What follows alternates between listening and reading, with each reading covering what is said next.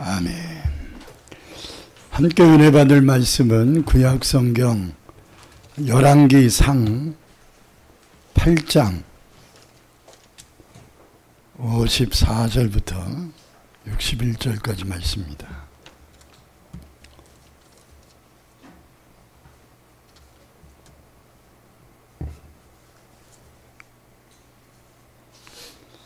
열왕기상 8장 54절에서 61절까지 우리 다 같이 한 목소리로 합독해서 읽겠습니다. 열왕기상 8장 54절부터 함께 읽습니다. 솔로몬이 무릎을 꿇고 손을 펴서 하늘을 향하여 이 기도와 간구로 여호와께 아뢰기를 마치고 여호와의 제단 앞에서 일어나 서서 큰 소리로 이스라엘의 온 회중을 위하여 축복하며 이르되 여호와를 찬송할지로다. 그가 말씀하신 대로 그의 백성 이스라엘에게 태평을 주셨으니 그종 모세를 통하여 무릇 말씀하신 그 모든 좋은 약속이 하나도 이루어지지 아니함이 없도다. 우리 하나님 여호와께서 우리 조상들과 함께 계셨던 것 같이 우리와 함께 계시옵고 우리를 떠나지 마시오며 버리지 마시옵고 우리의 마음을 주께로 향하여 그의 모든 길로 향하게 하시오며 우리 조상들에게 명령하신 계명과 법도와 율례를 지키게 하시기를 원하오며 여호와 앞에서 내가 간구한 이 말씀이 주야로 우리 하나님 여호와께 가까이 있게 하시옵고 또 주의 종의 일과 주의 백성 이스라엘의 일을 날마다 필요한 대로 돌아보사 이에 세상 만민에게 여호와께서만 하나님이시고 그 외에는 없는 줄을 알게 하시기를 원하노라. 그런즉 너희의 마음을 우리 하나님 여호와께 온전히 바쳐 완전하게 하여 오늘과 같이 그의 법도를 행하며 그의 계명을 지킬지어다. 아멘. 사랑의 주님, 오늘도 이 아침 저희들을 주의 전에 불러 모아주시고 하나님께 예배자로 쓰임받게 하시오니 감사합니다. 오늘도 주의 말씀을 듣기를 원하오니 들을 수 있는 귀가 열리고 깨달을 수 있는 영이 활짝 열려지게 하옵소서. 예수님의 이름으로 간절히 기도드립니다. 아멘. 할렐루야. 하나님께서 저와 여러분에게 오늘도 귀한 은혜와 깨달음을 주실 것을 믿습니다. 6월달은 나라를 위해 중보기도하는 달이라는 것을 우리는 지난주부터 생각하며 기도하고 있는 줄 믿습니다. 지난주에는 이 나라가 지금 겪고 있는 문제들이 무엇인가에 대하여 말씀을 드렸는데 네 가지를 말씀드렸습니다. 첫째는 이 나라가 거짓말이 너무 뿌리가 깊이 내려 있는 문제를 안고 있다는 거예요. 그래서 사회적인 불신풍조가 만연합니다. 서로를 못 믿습니다. 지난 3일에 치러진 대통령 선거도 인정할 수 없다라는 사람들이 아직도 꽤 되는 것 같습니다. 그 이유는 몇 가지 드러난 부정 선거의 오류들 때문에 이제 드러난 것 정도가 아니지 않겠냐. 전국적인 규모의 부정선거가 있을 것이라는 불신이 그냥 꽉 차 있는 사람들도 적지 않은 것 같아요. 그러나 우리는 예수 믿는 사람으로서 누구들이 말에 휘둘려서는 안 됩니다. 법적으로 정확하게 그 팩트가 밝혀진 것만 생각하세요. 드러난 게 몇 가지가 있습니다. 확실하게 드러난 것이 한 대여섯 가지 되긴 하는데 그 외의 것은 아직 밝혀지지 않았습니다. 그리고 그 부분에 있어서는 이제 법정에서 모든 것들이 은혜 가운데 밝혀질 것이라고 생각합니다.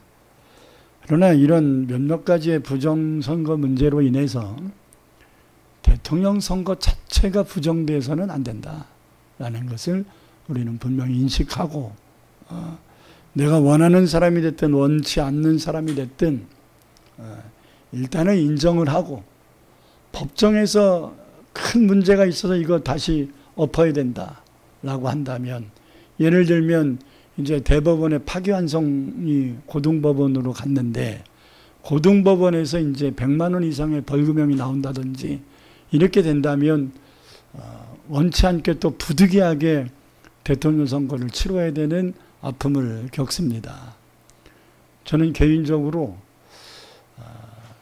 대통령 뽑자마자 또 다시 선거를 한다는 것은 이 나라의 아픔이고 창피함이기 때문에 될 수 있으면 그 지경에 가지 않기를 기도하고, 그럴 땐들이 있다면 국가의 큰 위기로 몰지 말고 좀 이해될 부분이 있다면 이해해주고, 그리고 잘못들이 드러났다면 자꾸 거짓으로 덮으려고 하지 말고 진실되게 말을 해야 됩니다.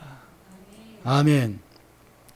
옛날에 미국 대통령 이 클린턴이 엘렌스키인가요? 성적인 문제로 인해서 어려움을 겪을 때 그가 재선을 할 수 있었던 이유가 두 가지입니다. 하나는 부인이었던 힐러리가 나는 남편이 성장 과정 속에서 불우한 환경이었던 것을 알고 있기 때문에 그의 마음에 나로 인하여 만족이 되지 못한 허한 부분을 채우려고 했던 약한 부분을 나는 아내로서 이해한다, 이렇게 발표를 했습니다. 참 이해가 됐을까요? 이해가 되기 어려웠을 것인데 그래도 대통령 부인이니까 나라를 생각해서 이해를 한다고 폭넓은 기자회견을 한 거예요. 그리고 또 하나는 클린턴이 국민들을 향해서 밝혀진 사실 맞다, 내가 그 죄를 졌다, 내가 국민들 앞과 또 그 자매에게 미안하게 생각한다, 그러나 나에게 다시 한번 기회를 준다면 나는 최선을 다해서 이 나라를 이끌어 갈 것이다 라고 했습니다. 참 미국이라는 나라는 이해하기 어렵습니다. 그렇게 하니까 국민들이 이해를 해줬어요. 이해를 해주고 재선에 성공했습니다. 왜 그런가 하면 비슷한 워터게이트 사건이 일어난 닉슨은 도청 사건으로 인하여 매스컴에서 이것을 계속 해갔습니다. 근데 끝까지 닉슨은 아니다, 모함이다, 거짓이다 계속하다가 완전히 까발겨지니까 그때서 시인을 했어요. 그래서 닉슨은 도중에 임기를 맞추지 못하고 하야를 했습니다. 미국이라는 나라가 무엇을 원하느냐면 지도자들의 정직성을 원하는 거예요. 인간의 연약함은 대통령이든 일반인이든 매마찬가지라고 생각합니다. 이게 우리나라 정서랑 조금 다르죠. 우리들은 할 짓 다 가면서 위정자들은 그런 거 하면 안 된다라는 거잖아요. 그러나 그것을 해도 된다라는 얘기를 하는 게 아니라 연약함이 드러났을 때 진솔하게 회개한다면 국민들이 너그럽게 받아들일 수 있는 자세를 좀 가질 필요가 있다. 왜? 개인의 문제가 아니라 대통령은 나라의 모든 국운을 좌지우지할 수 있는 위치에 있는 것이기 때문에 지난 2번의 대통령 탄핵으로 인해서 이 나라가 쓰리쓴 아픔을 겪었는데 또다시 이 아픔을 겪는 것은 우리가 참 재고의 문제다라는 생각을 우리는 가져야 할 것 같습니다. 그러나 판결이 100만 원 이상 판결이 난다면 어떡하겠어요? 법인데. 그러나 이 판결을 떠나서 나는 새로 대통령 된 이재명 대통령과 그리고 모든 새로 임명될 국무위원들이 전철을 밟지 않도록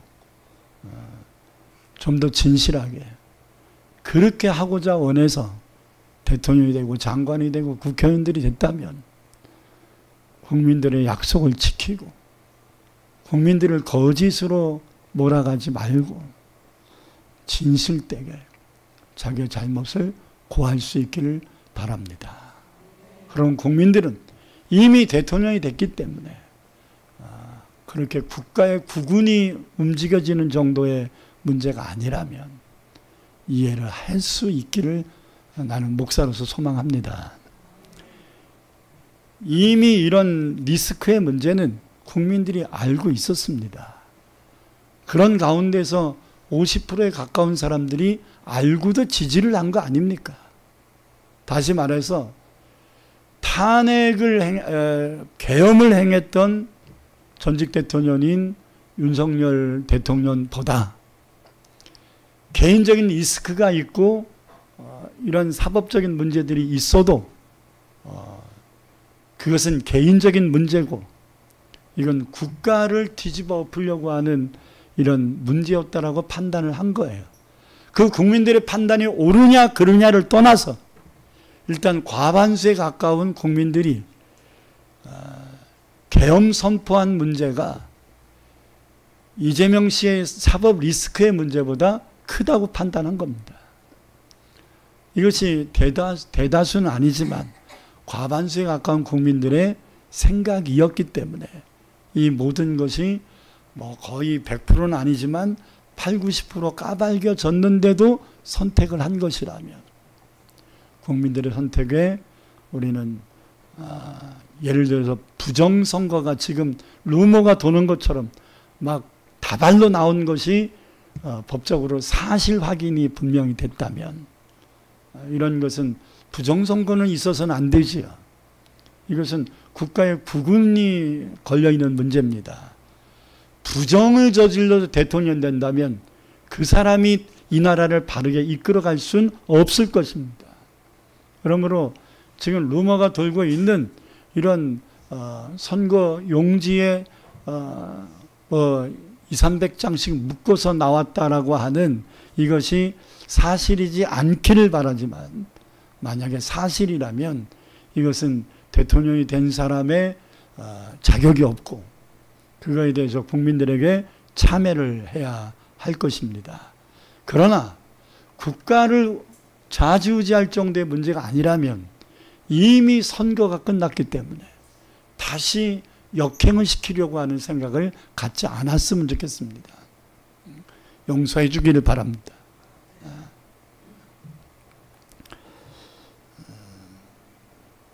어쨌든 간에 이 나라의 사회적 불신풍조가 이 나라에 만연되어 있는 아픔 중에 하나입니다. 두 번째 문제는 인구 감소 문제인데 두 가지 이유죠. 출산율이 떨어져서 한 가구당 2명씩은 나와야 되는데 한 가구당 1.72명밖에 나오지 않아서 인구의 감소 현상이 계속 이루어지고 있고 여기에 자산율이 우리나라가 OECD 국가 가운데 15년 동안 1위예요. 이거 불명예입니다. 아니 이 나라가 점점 잘 살아지고 있는데 왜 이렇게 자살을 할까요? 여러분 오늘도 우리가 예배 드리는 동안 2명이 죽을 겁니다. 그냥 죽는 게 자살해서 죽을 겁니다. 37분당 1명이 자살을 해요. 우리나라 통계가. 그 정도로 우리나라는 집단적 우울증에 빠졌고 자살을 가볍게 여기고 있다는 사실입니다. 가슴 아픈 실정이지요. 셋째로 국민들의 정서와 국가를 이끌어가는 지도자들이 자꾸 자경화가 되어가고 있다라는 거예요.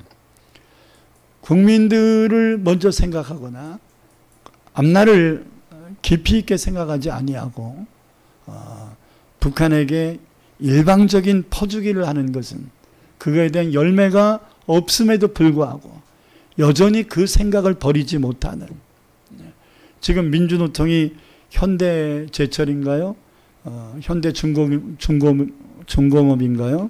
여기에 집단적 파업을 했는데 여기에 민주노총이 연대 파업을 선언했습니다. 이것으로 인해서 현대중공업 회장은 그렇잖아도 지금 경제가 힘들어서 수출길이 점점점 막히고 있는데 노동자들까지도 이렇게 기업을 힘들게 한다면 폐업하겠다 선언을 했습니다. 계속 이 문제가 해결되지 않는다면 폐업하겠다. 그리고 공장을 미국으로 옮겨버리겠다. 이렇게 선언했습니다. 이 분위기는 무엇과 같냐면 IMF 직전의 기아 사태와 비슷한 상황으로 가는 것입니다. 여러분, 대기업이 이런 노동자들과의 불협화음으로 기업을 운영하기에 힘든 상황까지 가서 그 기업을 폐쇄하고 그 공장을 외국으로 옮기는 것으로 한다면 이 나라의 경제는 앞으로 상당히 힘들어질 것이고, 이것을 극복하지 못한다면 지금 새로 들어선 정권은 민주노총과 연관관계가 있지 않습니까? 그렇기 때문에 이 민주노총이 계속 이런 연대 파업을 계속 이끌어가는 것에 대하여 국가가 제재하지 못하여 대기업들이 갈등을 하고 자꾸 해외로 나가려고만 한다면 이 나라의 미래는 캄캄해질 것입니다. 그렇기 때문에 나라를 먼저 생각할 수 있는 위정자들이 되고 국민들이 될 수 있기를 소망합니다. 몇 주 전에도 지난주에도 말씀드렸고 몇 주 전에도 말씀드렸지만 공공근로를 하는 자들은 국민들을 먼저 생각하고 공적인 것을 먼저 생각하는 공인의식을 가져야 된다.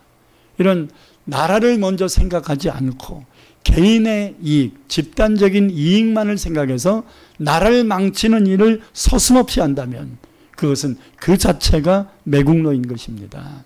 지금은 나라를 생각할 때입니다. 개인의 이득도 민주국가는 존중받아야 마땅한 것이지만 자기의 권리를 주장하기 위해서는 의무를 행해야 합니다. 아멘. 예를 들어서 군인들이 자기의 성적인 자유의 권리를 위하여 동성연애를 군부대에서 허락하라고 건의를 한 것은 이것은 국가를 생각하지 않는 것입니다. 잘 알다시피 이 동성연애에 빠지면 그 무엇도 보이지 않는 거의 반미친 행동들을 합니다. 이건 신앙을 떠나서 이 나라가 동성연애를 공공연하게 행한다면 이렇게 이 사회적 분위기, 법적으로는 아직 허용이 안 됐지만 사회적 분위기는 계속 허용해 가고 있지 않습니까? 연속국이라든지 뭐 연예인들이 나와서 말하는 것이나 이런 것들에 대해서 이제는 허물들이 없어졌어요. 어떤 면에서 미화가 되어 있어요. 다시 말해 동성연애하는 자들의 진실성들을 얘기하지 않는단 말이에요. 이 부분들을 덮고 있단 말이에요. 이름 있는 연예인들이 동성연애하는 것을 커밍아웃이라는 표현을 하면서 아주 노골적으로 표현을 하는데도 이제 제재할 수 있는 방법들이 없어요. 여기에 차별금지법이 통과가 돼서 이 법적으로 막혀있는 부분들을 뚫어버린다면 이 나라의 앞날은 심각해질 것입니다. 다른 나라도 했는데 우리나라는 왜 안 되냐? 우리나라는 아직까지는 전쟁 휴전 중입니다. 명심해야 돼요. 아직 북한과 전쟁이 끝난 것이 아닙니다. 뭐 평화로운 방법으로 하나가 되든 아니면 또 다른 강압적인 방법으로 하나가 되든 하나가 되는 것은 좋겠지만 아직까지는 이 나라가 하나가 될 수 있는 준비가 덜 됐습니다. 그렇기 때문에 국가를 지키고 있는 군인들, 병자들의 생명을 다뤄야 될 의사나 간호사들, 또는 국민들의 이 출퇴근을 도와줘야 될 지하철이나 전철 노조들, 이런 사람들은 국민들을 먼저 생각하며 자기들의 이득을 취할 수 있는 권리를 주장해야 돼요. 자기들의 의무를 포기하며 권리만을 주장하는 것은 민주국가가 아닙니다. 민주국가는 권리와 의무가 공존되어야 합니다. 아멘 하세요. 권리와 의무가 공존해야 돼요. 한쪽에 치우치면 안 된단 말이에요. 권리도 주장해야 됩니다. 그러나 권리를 주장하려면 의무를 하면서 권리를 주장하라 이 말이에요. 아멘. 그렇다고 국가가 의무만을 강조하면서 그들이 누려야 될 자유와 권리를 박탈시키는 독재를 행해서도 안 됩니다. 그동안 많은 시간 동안 이 나라는 독재를 해왔고 프레임을 씌워가지고서 국가의 말을 듣지 않으면 공안사범으로 간첩으로 많이 몰았었던 거예요. 이런 거에 대한 프레임에 너무 질리지 않았겠습니까? 그렇기 때문에 민주당 쪽에서도 많이 배운 것 같아. 이런 프레임을 만들어내는 것을. 어떤 일이 있어도 프레임을 만들어요. 이것은 양방이 마찬가지다.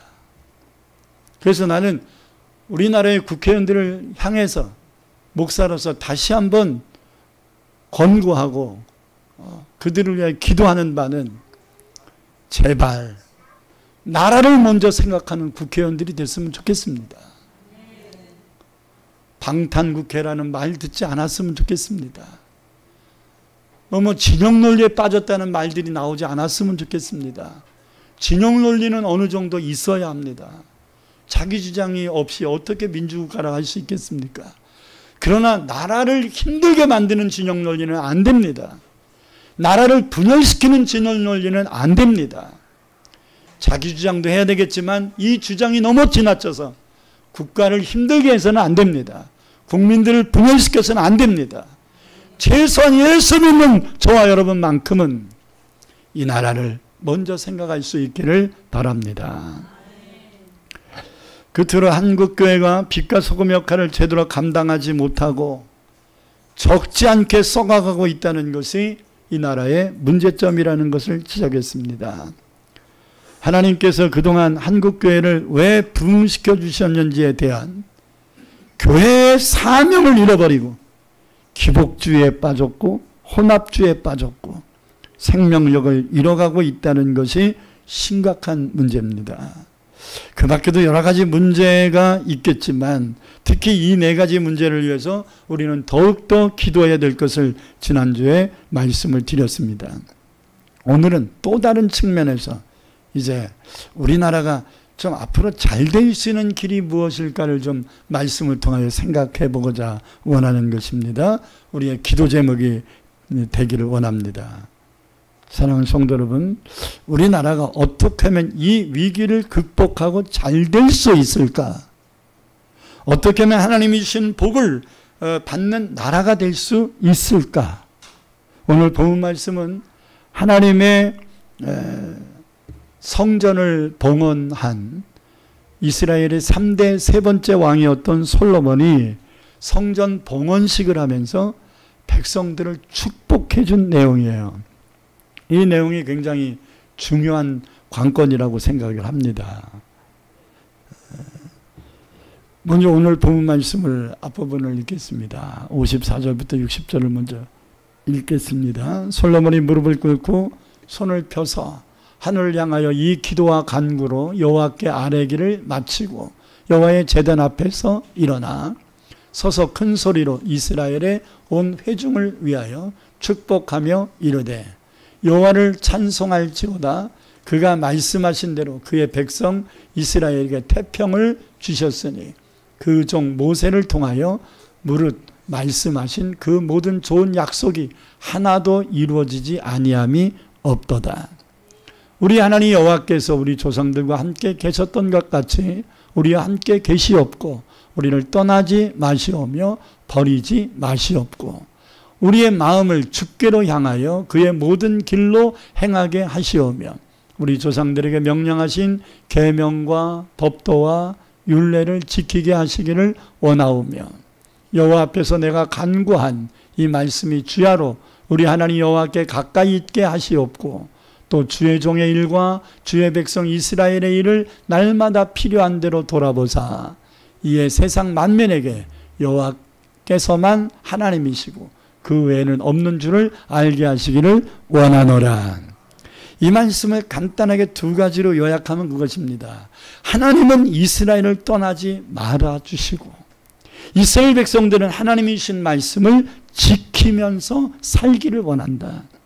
그래야 하나님이 이 이스라엘 족속에게 조상적부터 약속하신 그 복을 받아 살 수 있다라는 말이에요. 그러니까 하나님은 이스라엘 백성을 버리지 마시고 이스라엘 백성들은 하나님 말씀을 버리지 말아야 이 백성이 하나님이 약속하신 그 큰 복을 받아 누릴 수 있다 이 말이죠. 그래서 결론적인 것이 계속되는 61절을 함께 읽습니다. 그런즉 너희 마음을 우리 하나님께 여호와께 온전히 바쳐 완전하게 하여 오늘과 같이 그의 법도를 행하며 그의 계명을 지킬지어다. 그게 결론이에요. 솔로몬의 기도의 결론이 바로 그거예요. 너희들이 하나님 말씀을 지켜라. 그러면 복을 주세요, 복을 주세요 하지 않아도 하나님이 약속하신 복을 반드시 주실 거다. 하나님께 축복해달라고 기도할 필요가 없어요. 하나님께 축복받으려면 축복받을 짓을 하면 되는 거 아닙니까? 그렇잖아요. 달라고 안 해도 돼요. 직장생활 열심히 하면 월급 나옵니다. 안 주는 악덕업자는 감옥 가야죠. 하나님을 악덕업자로 여기지 마세요. 하나님은 여러분의 수고를 결코 헛되이 여기지 않고 더 주면 더 주셨지 덜 주진 않으실 겁니다. 그러나 도둑놈 심보가 뭐예요? 일 안 하고 복 받으려는 거지요. 말씀에 순종 안 하고 하나님의 약속하신 말씀의 복을 얻으려고 하는 이 아주 도둑놈 심보를 버리세요.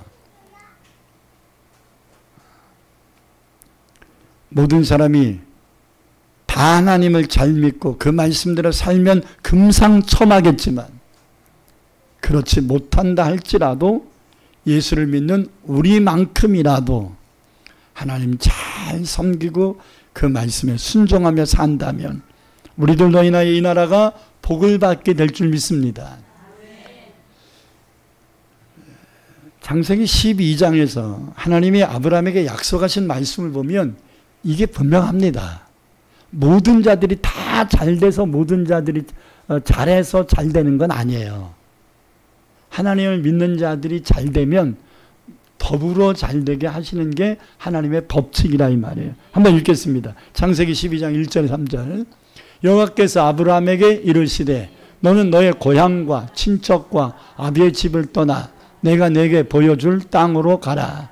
내가 너로 큰 민족을 이루고 내게 복을 주어 내 이름을 창대하게 하리니 너는 너는 복덩이가 될지나. 3절 너를 축복하는 자에게는 내가 복을 내리고 너를 저주하는 자에게는 내가 저주하리니 땅의 모든 족속이 누구 때문에? 아브라함 너로 말미암아 복을 아브라함 너로 말미암아 복을 받을 자들이 누구예요?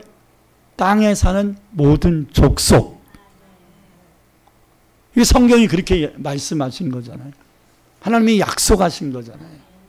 하나님을 믿는 자들이 바르게 살면 약속의 말씀을 순종하며 살면 너와 관련되어 있는 많은 사람들이 더불어 복을 받게 될 거다.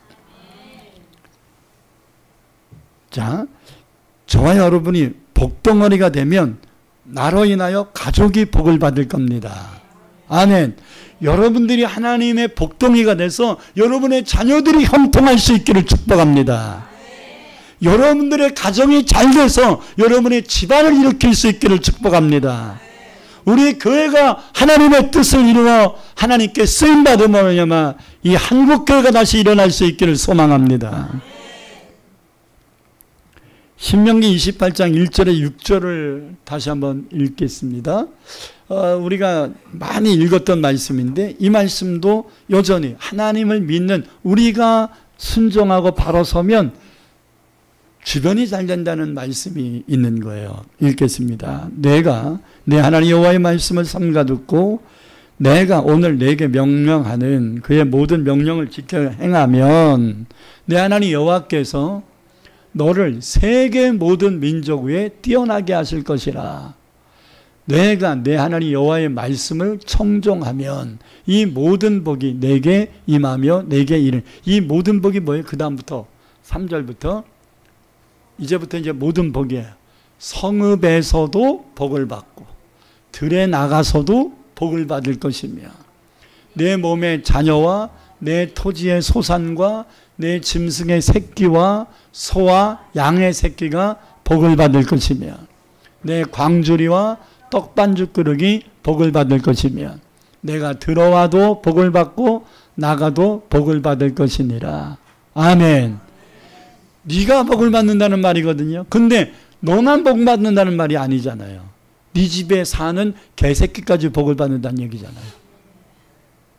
우양의 새끼 이렇게 표현하잖아요. 우리는 뭐 양도 안 키우고 소도 안 키우는데 개 키우는 집은 많잖아. 그러니까 주인이 잘 살면 개도 잘 먹어. 그죠? 그 얘기잖아.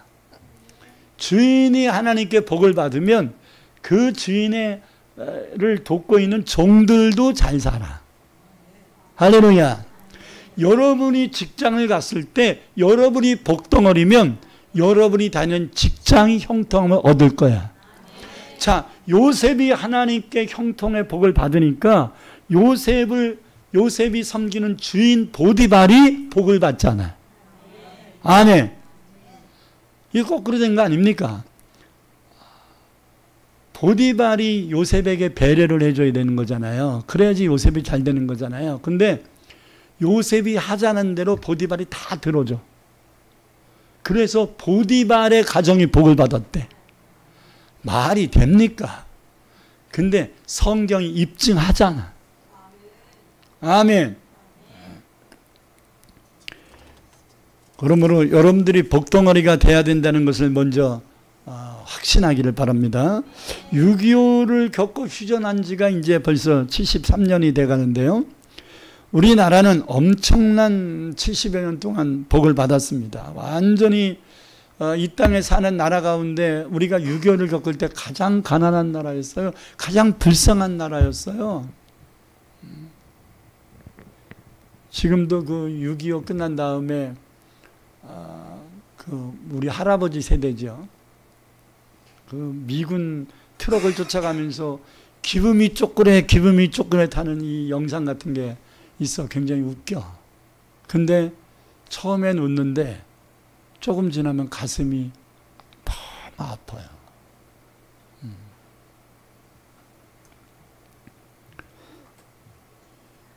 그렇게 무시받고 불쌍히 여김을 받았던 나라가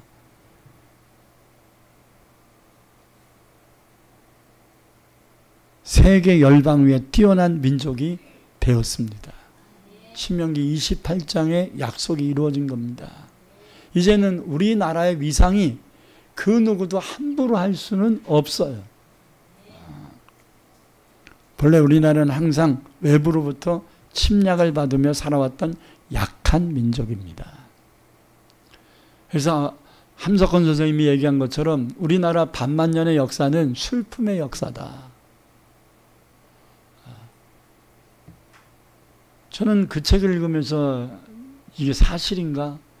이게 참 사실인가? 라는 의구심을 많이 가졌었는데 5,000년 역사 속에 1년에 크고 작은 전쟁이 평균 10번 있었답니다. 그래서 5만 번의 전쟁이 있었다는 거예요. 함석헌 선생님의 얘기에 의하면. 근데 우리나라가 다른 나라를 침략하여 영토를 확장시킨 것은 3번밖에 없대. 그러니까 5만 번 전쟁을 치렀는데 딱 3번만 침략을 했다는 거야.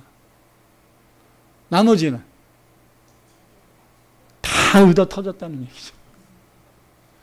죽을 뻔한 고비들을 수없이 넘겼다는 거야. 한일 합방 됐으니까 우리나라 민족 말살이 될 거라고 생각했는데 하나님이 다시 8.15 강복을 주지 않았습니까? 6.25로 인하여 완전 공산화될 줄 알았는데 극적으로 회복하지 않았습니까?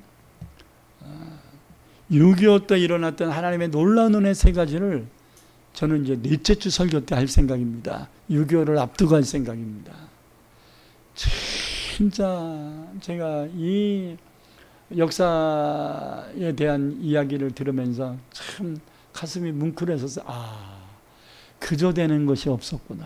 다 하나님의 은혜였구나. 이런 생각을 해요. 여러분, 우리나라는 좋은 기후와 땅을 갖고 있었음에도 불구하고 끊임없는 흉년과 기근들이 있었습니다. 60년 전만 해도 보릿고개라는 말을 흔히 들으며 살아왔습니다.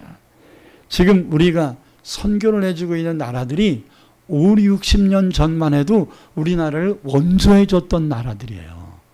우리를 불쌍히 여겼던 나라들을 우리가 지금 선교해주고 원조해주고 구제해주고 있는 거예요.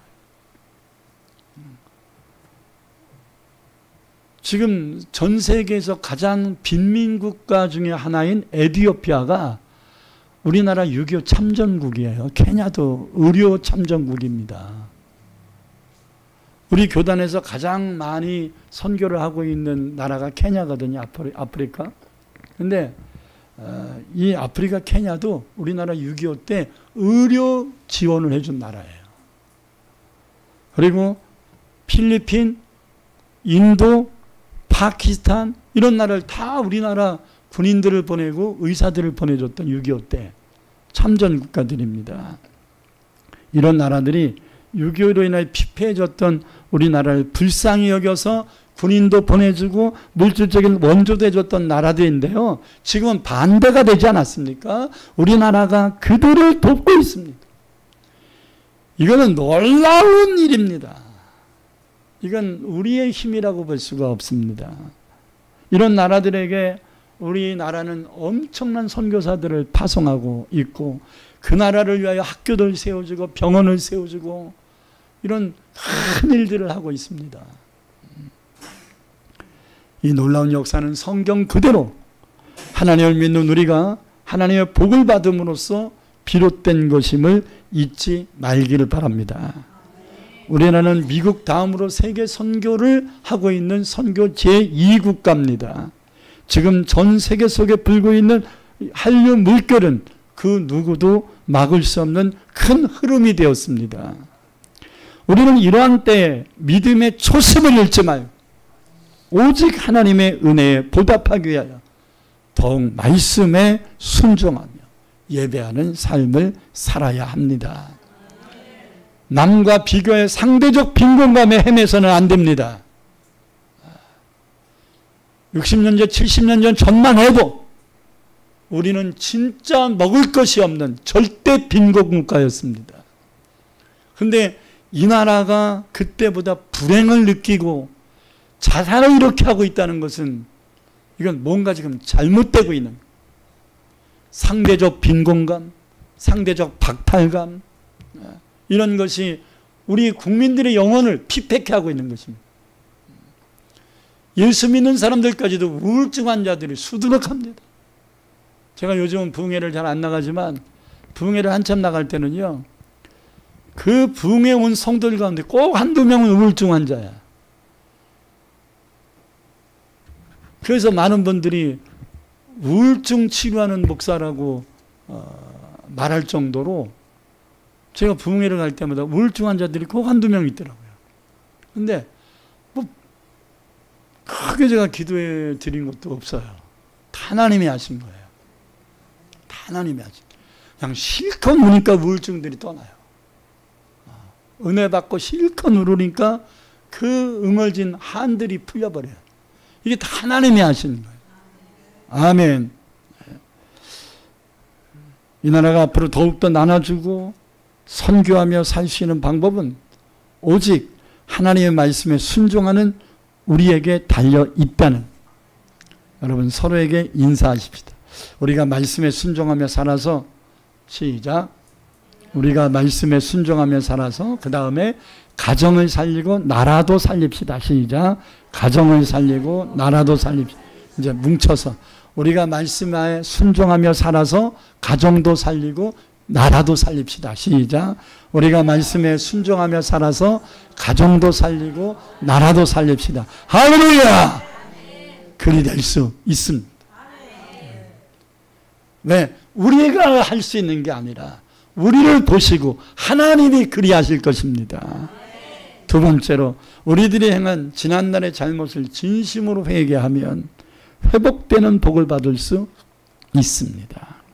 솔로몬은 열왕기상 8장 31절에 39절을 통해서 만일 이스라엘 백성들이 하나님 말씀에 순종하지 않고 자기 마음대로 삶으로 죄를 범함으로 나라가 패망하고 포로로 잡혀가고 기근이 임하고 비가 내리지 않고 전염병이 돌고 그럴 때 이 백성들이 하나님을 향하여 회개하며 기도한다면 회복시켜 주십시오. 이 기도를 하고 있는 거예요.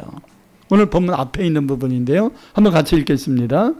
만일 어떤 사람이 그 이웃에게 범죄함으로 맹세시킴을 받고 그가 와서 이 성전에 있는 주의 제단 앞에서 맹세하거든 주는 하늘에서 들으시고 행하시되 주의 종들을 심판하사 악한 자의 죄를 정하시어 그 행위대로 그 머리에 돌리시고 의로운 자를 의롭다 하사 그의 의로운 바대로 갚으시옵소서. 만일 주의 백성 이스라엘이 주께 범죄하며 적국 앞에 패하게 되므로 주께로 돌아와서 주의 이름을 인정하고 이 성전에서 주께 기도하며 간구하거든 주는 하늘에서 들으시고 주의 백성 이스라엘 죄를 사하시고 그들의 조상들에게 주신 땅으로 돌아오게 하옵소서. 만일 그들이 주께 범죄함으로 말미암아 하늘이 닫히고 비가 없어서 주께 벌을 받을 때에 이곳을 향하여 기도하며 주의 이름을 찬양하고 그들의 죄에서 떠나거든 주는 하늘에서 들으시고 주의 종들과 주의 백성 이스라엘의 죄를 사하시고 그들이 마땅히 행할 선한 길을 가르쳐 주시오며 주의 백성에게 기업을 주신 주의 땅에 비를 내리시옵소서. 만일 이 땅에 기근이나 전염병이 일어나 곡식이 시들거나 깐부기가 나거나 메뚜기나 황충이 나거나 적국이 와서 성읍을 에워싸거나 무슨 재앙이나 무슨 질병이 있거든 막론하고 한 사람이나 혹 주의 온 백성 이스라엘이 다 각각 자기의 마음에 재앙을 깨닫고 이 성전을 향하여 손을 펴고 무슨 기도나 무슨 간구를 하거든 주는 계신 곳 하늘에서 들으시고 사하시며 각 사람의 마음을 아시오니 그들의 모든 행위대로 행하사 갚으시옵소서. 주만 홀로 사람의 마음을 다 아심이니이다. 인간관계 속에서 죄를 졌든 하나님을 대적하고 불순종하는 죄를 졌든 적국과의 싸움에서 패하였든 또 환경적인 기근과 흉년으로 어려움을 겪든 전염병과 황충이 에워싸든지 간에 이 문제들을 해결할 수 있는 길은 오직 자기들의 잘못을 하나님 앞에 나와 민족적인 죄악을 회개하는 길밖에 없다라고 말하는 거예요.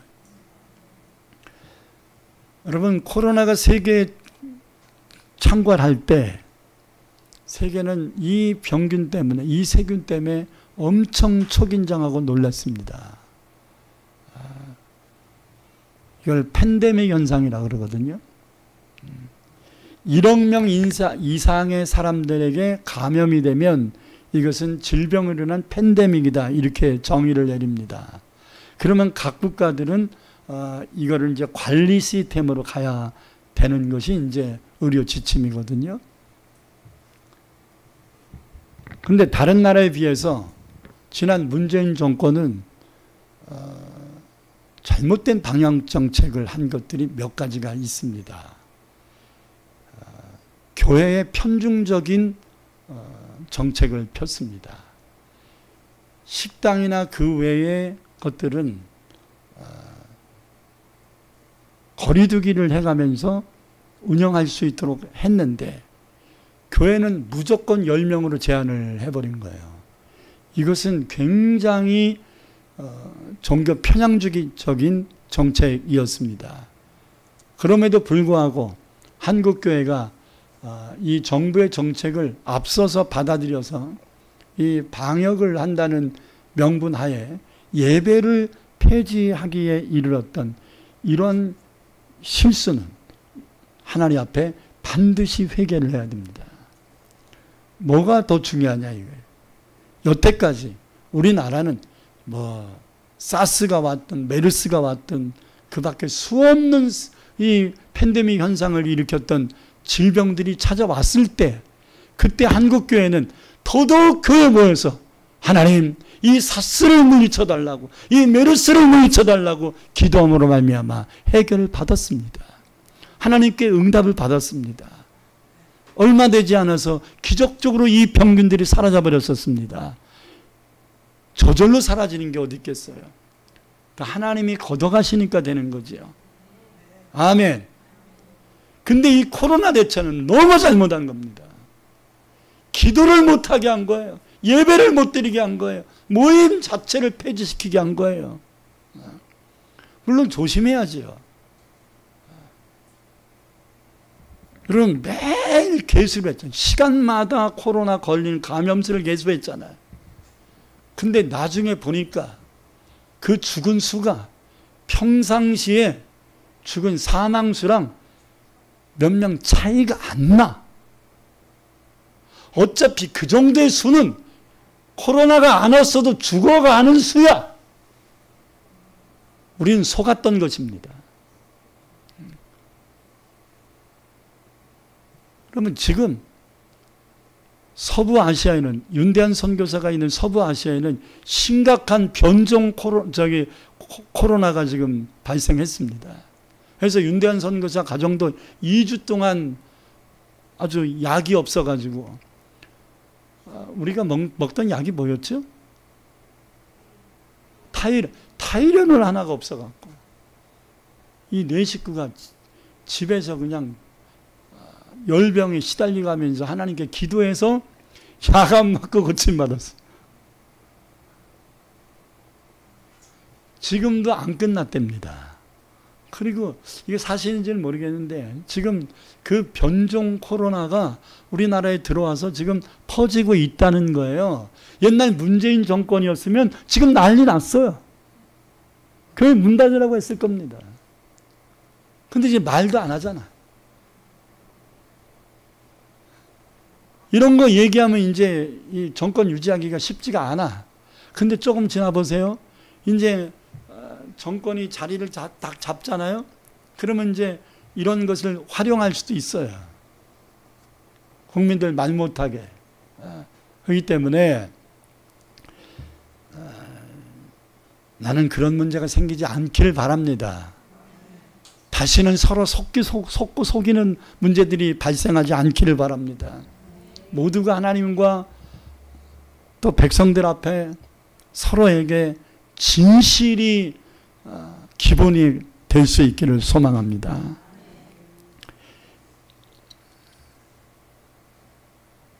병균이 우리를 죽이는 게 아니라 우리들의 불신이 우리의 영혼을 죽이는 겁니다. 여러분 18세기에 코로나, 흑사병이라고 그러죠. 콜레라, 흑사병이 18세기에 유럽 전반에 돌고 있을 때 유럽 인구의 3분의 1이 이 흑사병으로 죽었는데 이거에 대한 역사를 읽어보니까 흑사병이 들어서 콜레라가 걸려서 죽은 사람보다 10배가 코로나 걸리면 어떡하나 두려워서 죽은 사람들이라는 거예요. 우리는 역사관을 가져야 합니다. 역사를 알아야 된다고. 역사는 계속 반복됩니다. 그러므로 역사를 통해서 우리는 교훈을 얻어야 합니다. 특히 예수 믿는 사람들, 하나님이 이 세상을, 우리나라를, 우리들을 어떻게 이끌어 가시는가, 이 흐름을 알고 있어야 돼요. 그래야 환경에 문제가 생길 때 두려움으로 반응하지 아니하고 기도로 반응할 수 있는 겁니다. 믿음으로 반응할 수 있는 겁니다. 도리어 두려워하는 사람들에게 위로자가 될 수 있고 이 어려운 막다른 골목을 뚫어갈 수 있는, 홍해가 갈라지는 하나님의 역사를 일으킬 수 있는 것입니다. 하나님이 누구를 통하여 일하겠습니까? 하나님 믿는 저와 여러분을 통해 일해야 되는데 문제는 하나님 믿는 자들이 하나님을 바로 믿지 못하고 죄악과 타협하고 있다는 게 문제란 말이에요. 그러므로 우리가 먼저 회개를 해야 됩니다. 저는요, 하나님께 예배드리다가 죽는 게 소원입니다. 배 집사님만 아멘 하셨으니까 같이 갑시다. 배 집사님도 돌아가시기 전날까지 예배드리기를 축복합니다. 저는 설교하다가 천국 가고 싶습니다. 그리고 강단에서 여러분을 위하여 하나님께 기도하다가 잠자듯이 가고 싶습니다. 만약에 제가 강단에서 말씀을 전하다가 쓰러져서 천국 가든지 아니면 여러분을 위하여 중보기도 하다가 잠자듯이 그냥 가든지 하면 놀라지 마세요. 목사님이 저주받았나? 왜 기도하다가 가셔? 이러지 말고 목사님은 좋겠네. 소원 푸셨네. 이렇게 얘기해 주세요. 할렐루야. 저는 그렇게 가고 싶습니다.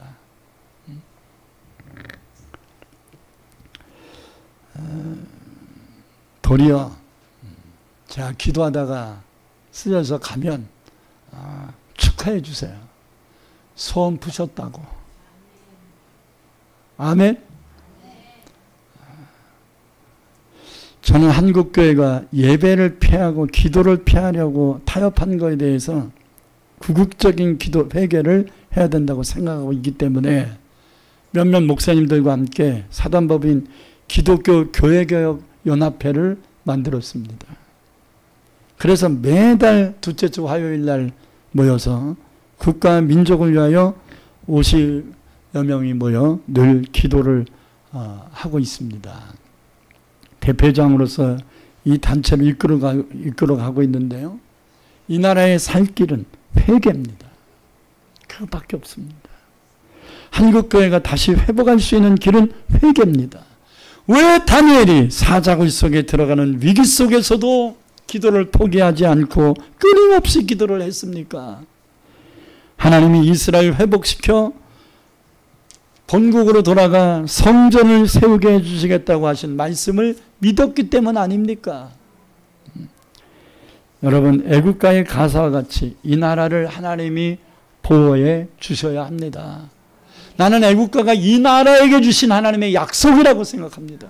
그러면 이 나라가 어떤 어려움을 겪어도 우리는 애국가를 부르며, 나는 애국가가 찬송이라고 생각합니다. 왜? 하나님을 찬양하잖아. 하나님을 찬양하는 게 찬송이지. 하나님이 보호하사 우리 나라 만세. 왜 이 애국가가 우리나라의 국가가 된 줄 압니까? 독립운동하고 독립투쟁을 하는 이 광복군을 비롯한 이런 분들이 이 애국가를 계속 불러왔기 때문입니다. 그러면 이 독립운동하는 사람들의 대다수가 크리스찬이에요. 무슨 말인지 아시겠어요? 대다수가 크리스찬이에요. 거의 8, 90%가 예수 믿는 사람이에요. 안창호 선생이라든지 뭐 수없는 하나님의 사람들이 이 독립운동을 주도했던 겁니다. 이준 열사라든지 안창호, 김구 선생 다 독립운동, 유관순 다 독립운동한 사람들은요 다 크리스찬이에요. 거의 크리스찬이에요. 남궁옥 선생님이랑 조만식 선생님 다 장로 아닙니까? 그렇기 때문에 이들이 나라를 위하여, 나라의 회복을 위하여 많은 일들을 하면서 이들의 입버릇처럼 불렀던 노래가 애국가예요. 예수 믿는 사람들이 나라를 생각하며 노래 부르는 것은 하나님께 도와달라고 기도하며 부르지 않았겠습니까? 그러면 애국가는 찬송가인 겁니다. 그러니까 자경에 빠진 사람들이 애국가 부르지 말자는 거잖아요, 지금. 왜? 하나님이 들어가니까 안 된다는 거예요. 여러분, 하나님이 이 나라를 도와주셨는데, 이 나라를 살려주셨는데, 이 나라를 회복해 주셨는데 하나님을 찬양하는 게 당연한 것이지. 그래서 우리가 바로 살지 못하면 이 나라는 자경화되고 무신론이 빠질 것이고 공산주의 사상이 자리 잡을 겁니다. 여러분, 이 동성연애를 주창하는 집단 중에 하나가 공산주의를 주장하는 집단들입니다. 왜? 기독교를 말살해야 공산사상의 이 무신론을 정립시킬 거 아니에요. 그렇기 때문에 하나님의 창조 질서를 파괴하는 이 동성연애를 공산주의자들은 주창을 하는 겁니다. 이 나라가 거짓으로 판치고 있는 거예요. 이 나라가 오늘의 위기를 만난 거예요. 저와 여러분들이 진심으로 회개하고 하나님께 바로 선다면 우리나라는 반드시 세계 열방에 뛰어나 세상을 변화시키는 주역이 될 것입니다. 지난 1년 동안도 1조 원에 가까운 돈을 동성연애로 하다가 에이즈에 빠진 환자들의 치료비와 장례비로 썼습니다. 그리고 그들의 복지를 위하여 1조 원에 가까운 돈을 작년에도 썼습니다. 그런데 에이즈가 걸리지 않기 위하여 예방을 시키는 돈은 하나도 안 썼습니다. 무슨 말입니까? 이게 잘못된 거란 말입니다. 에이즈가 걸리지 않게 예방을 위하여 돈을 써야지 에이즈 걸린 사람들만 치료해 주는 돈을 쓰면 뭐 하겠냐는 말이에요. 이게 지금 정책이 잘못 가고 있는 거예요. 예수 믿는 우리들은 정신을 바싹 차려야 됩니다.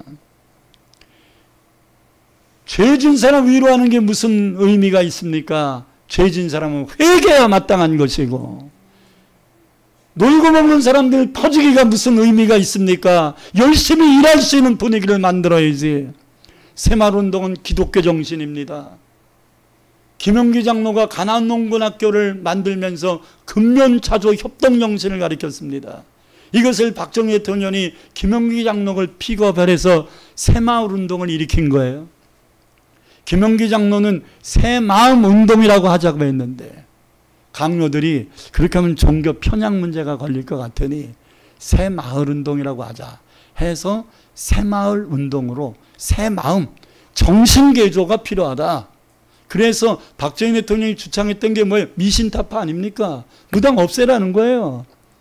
가정의례준칙이라는 특별법 만들어서 조상 막 그냥 10대 20대를 했던 이런 조상들 맨날 그냥 돈도 없는데 제사상 차리느라고 돈 다 빠져나가는 이거를 좀 줄이자. 그래서 살아있는 어른의 바로 윗대까지만 하자. 그리고 나머지는 다 희재로 하자. 이게 가정의례준칙이에요. 이게 박정희 대통령 때 김용기 장로에 의해서 만들어진 거예요. 그랬는데 어떻게 장로가 대통령이 돼가지고 김영삼 씨는 무당을 인간문화재를 만듭니까? 그러니까 김영삼 씨는 충영교회 장로로 시무장로였는데 대통령 그만두자마자 충영교회는 당회를 열어서 김영삼 씨를 시무장로에서 제명시켜버렸습니다. 사흘과 같은 짓을 했다 이 말이에요. 그래서 김영삼 씨는 장로 아니에요. 제명당했어요. 믿음을 가진 자가 믿음으로 해야지 도리어 안 믿는 자가 하지도 안 했던 도리어 없앴던 까지 다시 부활시킨다. 다니엘은 이렇게 기도합니다. 주여 들으소서. 주여 용서하소서. 주여 귀를 기울이사 회복하여 주옵소서. 눈물로 기도했던 다니엘의 중보 기도를 우리는 함께 해야 합니다. 그러면 이 나라는 잘 될 것입니다. 마지막으로 우리나라가 잘 되기 위해서는 최선을 다해 축복을 심어야 합니다. 심는 대로 거두는 게 하나님의 창조의 법칙입니다. 물론 심지 않고 거두게 하시는 특별한 은혜가 있을 수 있습니다. 이 가나안 땅 들어간 이스라엘 백성들에게 주신 은혜지요. 우리에게도 나는 별로 노력한 거 별로 없는데 하나님이 쏟아부어 주실 때도 있거든요. 이 특별 은혜가 있을 수 있습니다. 그러나 일반적인 것은 심어야 거두는. 시편 126편 5절에서 눈물 흘리며 씨를 뿌리는 자는 기쁨으로 거두리로다. 울며 씨를 뿌리러 나가는 자는 반드시 기쁨으로 그 곡식단을 가지고 돌아오리로라 말씀했습니다. 물질의 복을 받기로 원한다면 물질을 심어야지요. 건강의 복을 받기로 원한다면 봉사해야지요. 몸으로 봉사해야 되지 않겠습니까? 자식들이 잘 되기로 한다면 자식들을 위하여 하나님이 하나님께 여러분이 먼저 헌신을 해야 자식이 이 축복의 열매를 거둘 것 아니겠습니까? 영적인 능력과 은사 받기를 원하면 생명 다하여 기도해야지요. 가족들 구원받기를 원하면 전도해야지요. 전도 안 하고 어떻게 구원을 받습니까? 전도하세요. 올 한해가 가족이 전도돼서 온 가족이 하나님을 경외하는 가정 되자는 표어잖아요. 전도하세요. 막연하게. 제가 지난번에도 얘기했잖아요. 교회 갑시다 그랬더니 너 자꾸 나 교회 가자 그러면 너도 못 가게. 그러면 알았어. 내가 다시는 당신 교회 가자는 말 안 할 테니까 나 가는 거 막지 마. 그 말은 나는 천국 가고 너는 지옥 가라는 얘기라니까. 항상 이거 명심하세요. 그럴 때 울어야 돼. 남편 손을 붙잡고 여보, 당신이 교회를 싫어하는 건 이해하겠는데 내가 신앙생활을 덕스럽지 못하게 해서 당신이 교회에 대한 부정적인 생각을 가진 것 같은데 내가 잘못했다. 내가 정말 잘못했는데 당신하고 나하고 천국 가는 게 내 소원이야. 나 오늘 죽어도 여한 없어. 그러고서 막 울어야지. 그게 사랑 아니야? 그래 너는 지옥 가 나만 천국 갈게. 이게 무슨 사랑이야?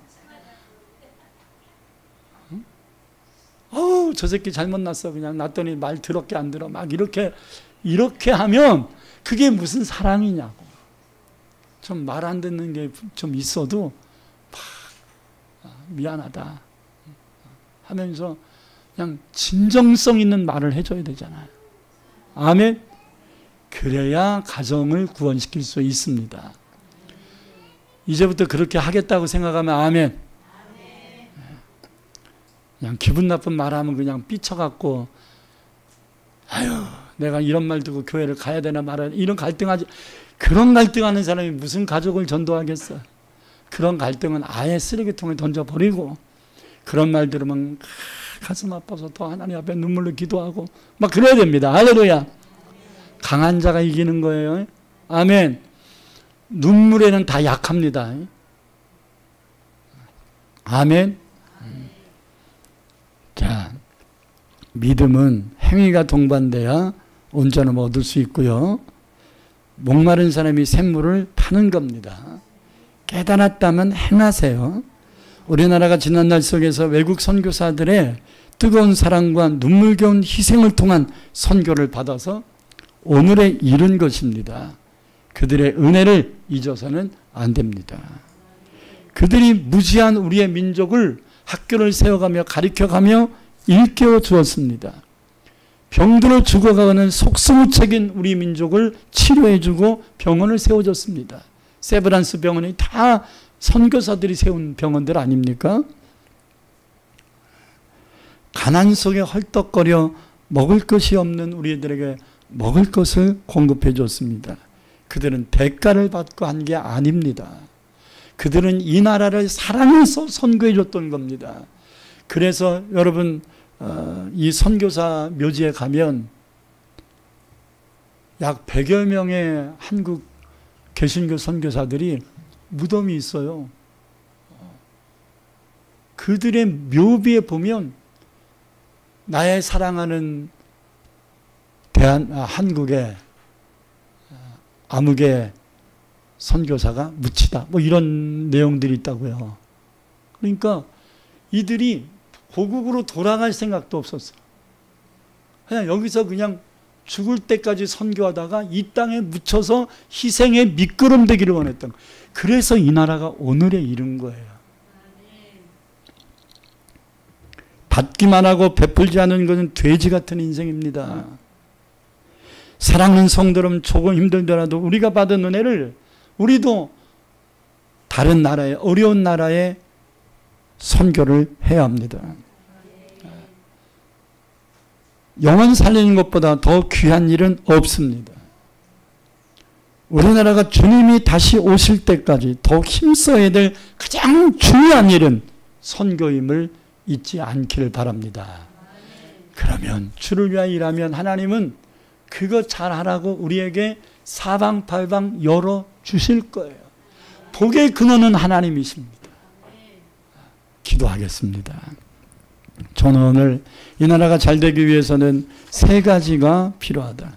예수 믿는 우리가 먼저 하나님의 말씀에 순종하며 믿음으로 살자. 그리고 지난날 잘못한 것에 대하여 우리가 대신해서라도 회개를 하자. 그리고 이제라도 최선을 다하여 받은 은혜를 가볍게 여기고 경홀히 여기지 말고 우리가 받은 은혜와 사랑과 이 은혜를 빚진 자 의식을 가지고 우리가 선교에 힘써야 된다라는 말씀을 드렸습니다. 그리하면 이 나라는 잘 되고 우리가 잘 될 것입니다. 통성으로 하나님 앞에 이 나라를 이렇게 변화시켜 달라고 통성으로 기도하십시다. 주여! 할렐루야. 나의 아버지 하나님 감사합니다. 오늘도 우리에게 주신 생명의 말씀을 듣습니다. 지난주에는 이 나라가 고쳐져야 될 하나님의 아픔에 대해서 말씀을 전했다면 오늘은 이 나라가 어떻게 하면 잘 될 수 있을까? 어떻게 하면 복의 근원이신 하나님의 복을 받을 수 있을까를 세 가지의 말씀을 들었습니다. 이 말씀을 한 귀로 듣고 한 귀로 흘려버리는 자 되지 않게 하시고 이 말씀을 가슴판에 새겨서 우리가 아버지 주님 오실 때까지 이 나라에게 허락하신 이 사명들을 잘 감당할 수 있게 하시고 그 일선에 우리가 앞장설 수 있도록 인도하여 주옵소서. 내가 먼저 하나님 앞에 겸손하여 지고 내가 먼저 하나님의 귀한 말씀을 붙잡고 순종하며 살고 그릇된 것이 있다면 내가 먼저 회개하고 하나님이여 저 알지 못하고 믿음이 없어 깨닫지 못하는 자들의 죄악까지도 우리가 다니엘처럼 중보하며 기도할 수 있도록 인도하여 주옵소서. 우리는 수많은 아버지 외국 선교사들의 피와 땀과 눈물과 희생과 순교로 말미암아 하나님 오늘의 우리의 믿음이 아버지 있는 것이오니 우리도 이 받은 사랑을 흘러내려보내게 하소서.